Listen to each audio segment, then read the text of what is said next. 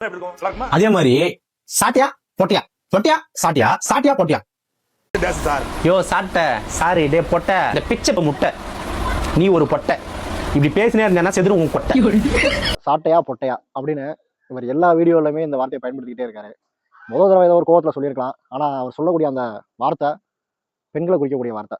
அந்த பெண்கள் அப்படின்றது இவர் எவ்வளோ இழிவாக நினச்சிருந்தா இந்த வார்த்தையை எல்லா வீடியோக்களுமே இவர் பயன்படுத்திகிட்டே இருப்பார்.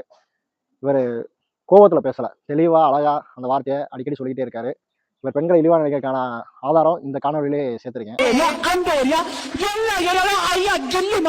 என்னக்கா வாய் இது வாயில வாந்தி போய் வந்த மாதிரி பிதி நீ இது வாயாட்டூடா இருப்பீங்க. அந்த பெண் என்ன கருத்து சொன்னாங்க, என்ன அவன் பாட்டு தான் பாடினாங்க, அந்த பாட்டை பற்றி கூட அவர் பேசியிருக்கலாம். ஆனால் அவர் வந்து உருவ கேலி பண்ணுறாரு. அந்த பொண்ணுக்கு வந்து பிதுங்கின வாயி இப்படி அப்படின்னு சொல்லி தப்பா பேசுறாரு. அப்படியே இருந்தா முதல்ல அட்லீஸ்ட் ஒரு சீட்டாச்சும் ஜெயிச்சுட்டு வந்து என் தளபதி பத்தியும் தளபதி கட்சியில இருக்கிறவங்க பத்தி விமர்சனம் பண்ணு. நேற்று கன்னியாகுமரியில் லாக்கெட் பற்றி நடந்துச்சு. அதை பற்றி பேசி வீடியோ போடுற சாட்டை ஆம்பளையா இல்லை இவர் ஆம்பளையா? மக்கள் பிரச்சனைகளை மக்களோட இருந்து தொடர்ந்து குரல் கொடுத்துக்கிட்டே இருக்கிற அவர் ஆம்பளையா இல்லை இவர் ஆம்பளையா? கன்னியாகுமரியில் கனிம வள பிரச்சனைகள் நடக்குது, அதை சொல்லி பேசக்கூடிய அவர் ஆம்பளையா? இல்லை என்னதான் நடந்தாலும் நமக்கு விஜய் தான், விஜய் மட்டும்தான் முக்கியம், அந்த மாதிரி விஷயங்களை பேசவே கூடாதுன்னு நினைக்கிற இவர் ஆம்பளையா? நீங்களே முடிவு பண்ணீங்க.